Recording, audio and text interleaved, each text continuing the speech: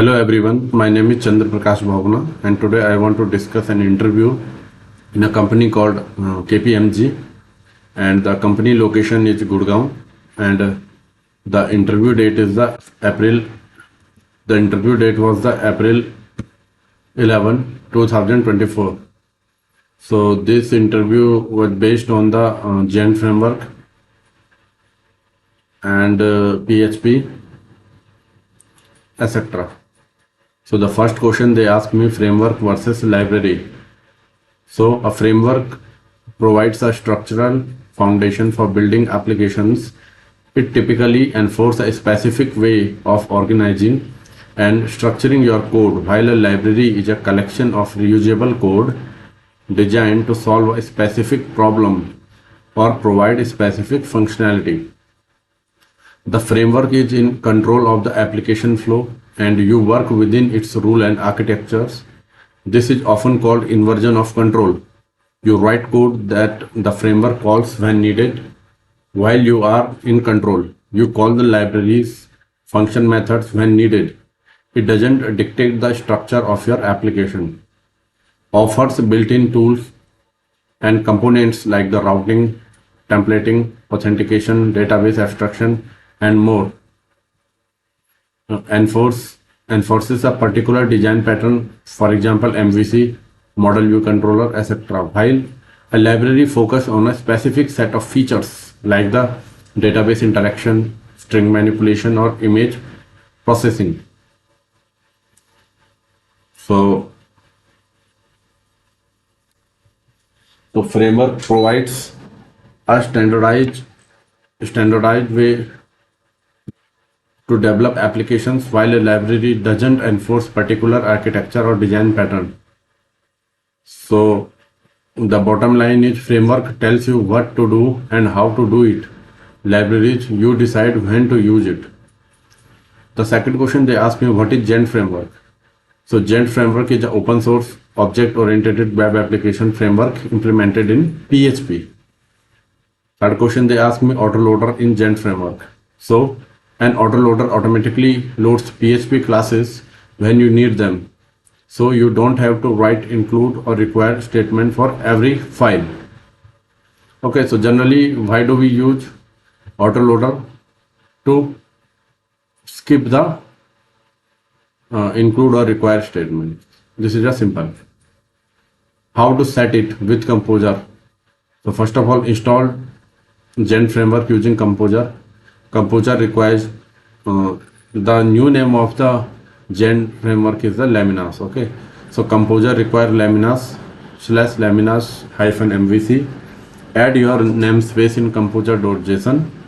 Autoload PSR4 myapp src myapp.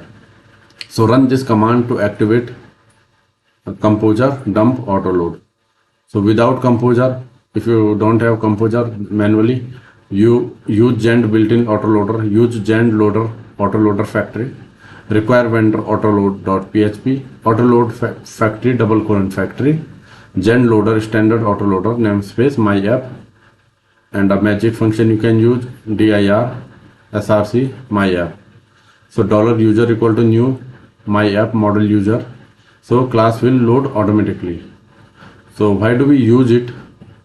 No need to manually include files. Keeps your code clean and organized. Makes it easier to manage large projects. The next question they ask me, AND and double AND. So in PHP, both AND and double AND are logical operators used to combine conditions, but they have the different precedent level.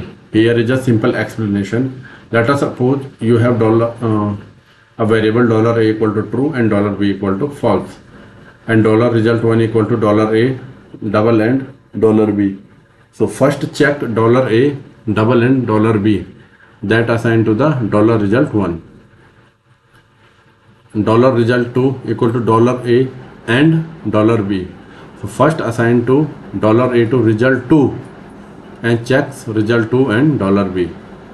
If we use var dump result1 and var dump result2, so the output will be, so the first, what do you call, var dump result1 equal to output will be false.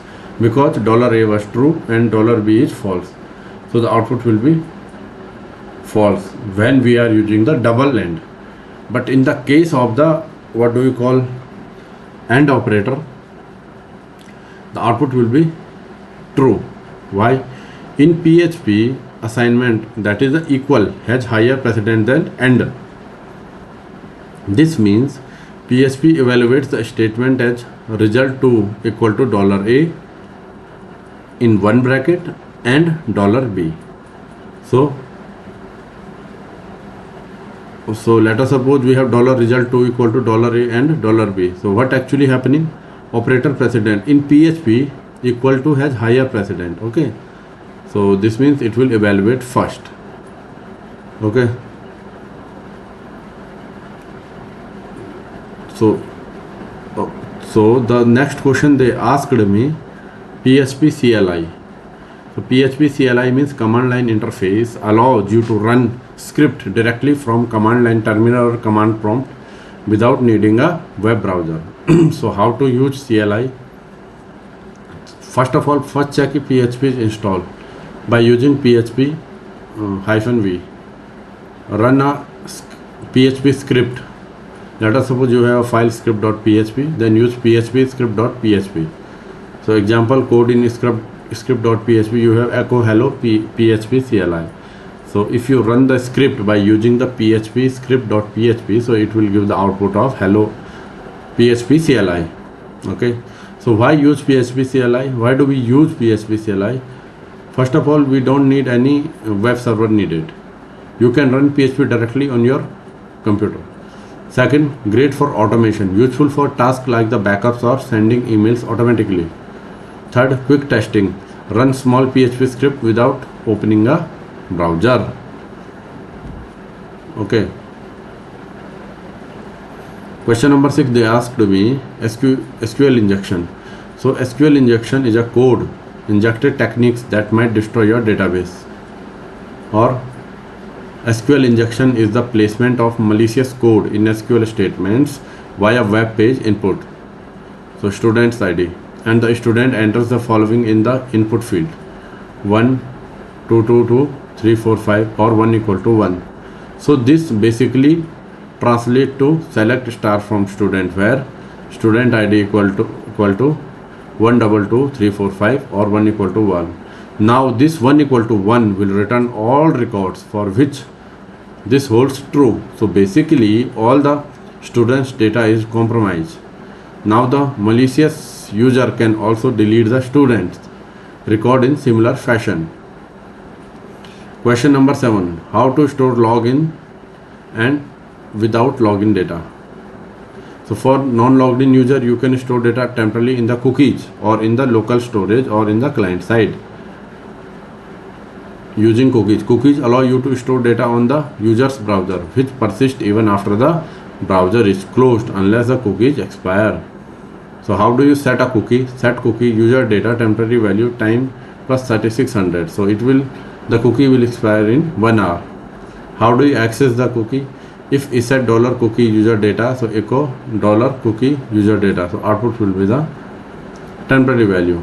So using local storage, that is the client side JavaScript, although not directly part of the PHP local storage of the PHP. Local storage is a common method for storing non-sensitive user data in the browser. You can use JavaScript to handle this. So store data in the local storage dot set item user data temporary values. So access data from local storage, let user data equal to local storage dot get item user data, console.log user data. So the output will be the temporary value. So key difference among session cookie database and local storage. So session stores data server side for logged in users. Cookies stores data client side on the user's browser for both logged in and non-logged in users. Database stores permanent user data server side for logged in user. Local storage stores data client side on the user's browser for non-logged in user, only available to the JavaScript within the some or the same origin, not sent to the server. The next question they ask me, x triple equal to hello, x double equal to hello. What is the difference? So x triple equal to hello. This is a strict comparison. Checks both values and types. Does not perform type conversion. The operands must have the same type and value to the return true. Let us suppose $x equal to hello, where dump $x triple equal to hello. So the output will be the true. Same value and same type. Where dump $x triple equal to hello. Now you are using the small letter h. So the output will be false because same value but different cases. Now where dump $x triple equal to 5. So the output will be the false. That is different values. Second is the x double equal to hello. And this hello is the small in the small letter. So this is a loose comparison. To perform type correction, if the types are different, PHP will attempt to convert one or both operand to a common type before making the comparison. So let's have $x equal to hello. That is a capital H. Now where dump $x double equal to hello and the h is small. So the output will be false because of case sensitive comparison. Second, where dump 5 double equal to string 5. Output will be true because starting 5 is converted to number 5. Where dump 0 double equal to false. So it will return the true. 0 is converted to false. The next question they asked me, SQL injection prevention. So the first, how can you prevent the SQL injection? So by using the prepared statement. Prepared statements are the best way to prevent SQL injection. They ensure that user input is treated as data, not executable code. For example, first of all you have a MySQLi equal to new MySQLi. Then you have the 4 parameter: localhost, username, password and database. Now prepare the query with the placeholder $stmt equal to $mysql prepare. Then in the bracket you have to write select star from users, where username equal to question mark and password equal to question mark. Bind the parameter s equal to string. So $stmt bind param ss $username $password. Set the value for the parameters. $username equal to $post username, $password equal to $post password. Execute the query. So stmt execute. Get the display result. $result equal to stmt get result. While $row equal to result fetch associate echo $row username. Now close the statement and connection. $stmt close, $mysql close. Okay. So this is the done. Now second is we can use the PDO for that. Okay. So connect to the database. $PDO equal to new PDO MySQL :host localhost DB name database username password. Then use the prepare the query with the placeholder. So stmt and use the PDO prepare select star from user, where username username and password equal to password. So bind the parameters $stmt bind param username username PDO param str $stmt bind param in the bracket password password PDO param str. Set value and execute. $username equal to $post username, password equal to $post password. $stmt execute display results, while $row equal to stmt fetch PDO fetch associate echo $row username. Second, escape user input. You can prevent SQL injection by using escape user input also. So this is less secure. If you can't use the prepared statement, make sure to escape user input to prevent harmful character in your SQL query. For example, $username equal to $mysqli, real escape string $post username, $password equal to MySQLi, real escape string $post password. So query equal to select star from users, where username equal to username and password equal to password. So example with PDO username $PDO quote $post username, $password equal to $video quote $post password. So $query equal to select star from users, where username equal to $username and password equal to $password. Third, validate input. Make sure that your user input matches the expected format. For example, username only should only contain letters and numbers. If not prag match, and then you can use the regex $post username and die invalid username. So the summary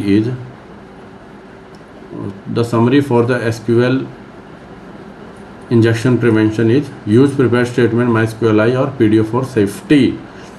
Second, if you can't use the prepared statement, escape user input. Third, validate input to ensure it follows expected formats. Fourth, by following these steps, you can greatly reduce the risk of SQL injection in your PHP code. 10th, database file name in staging and or production.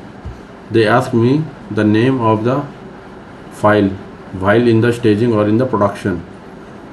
So generally in the staging we have the name staging_db.sqlite or staging_db_name. Production environment prod_db.sqlite or prod_db name. The next question they ask me the Composer. So Composer is a tool for dependency management in PHP. It allows you to declare the libraries your project depends on, and it will manage, install, update them for you. So Composer is for the dependency management and and it is also used for the install update for you. So how do you install this one? So first of all, just create a file using the mkdir my project, then go to the cd my project, then initiate composer init. This create a composer.json file where your Composer dependency are listed. So this Composer is only for the dependency management and the install and update, for the install and update for you.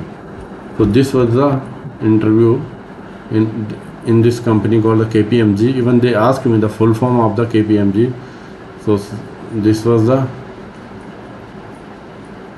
Kleinwald Pete Marwick Gardner. So this was the last question they asked me. So this was the interview in KPMG, and the company location was the Gurgaon, and the interview date was the April 11, 2024. So I will share more interview question with you. Till then, bye.